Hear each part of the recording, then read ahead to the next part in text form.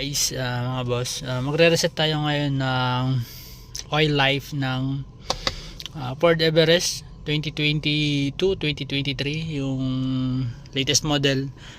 Parehas to ng Ranger. So ignition on natin. Parehas to ng 2.0 na Ranger. Parehas lang naman sila ng makina. So ito kasi Ford Everest. So i-reset natin to.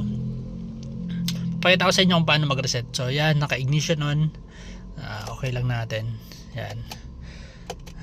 Tapos pindutin natin tong 3 line dito sa may steering wheel sa right side. Ito sa menu. Ito yung pinaka menu niya. Yan.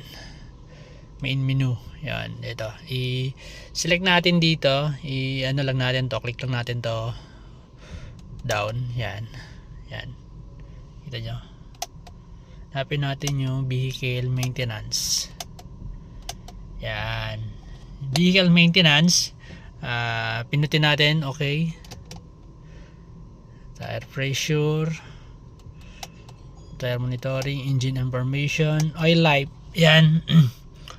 Then, pag nasa oil life na tayo, okay din. Okay natin. Yung button.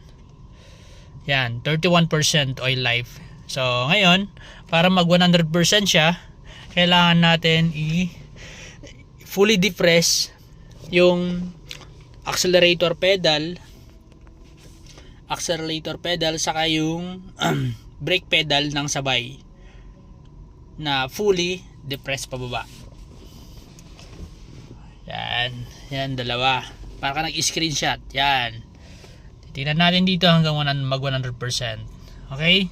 So, apak tayo. Sagad. Yan. Sagad yan. Hintayin natin yan mag 100%. Kailangan nakaapak lang tayo doon.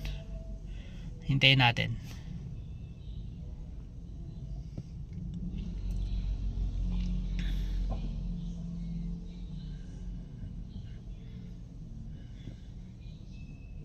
Yan, 100% na siya.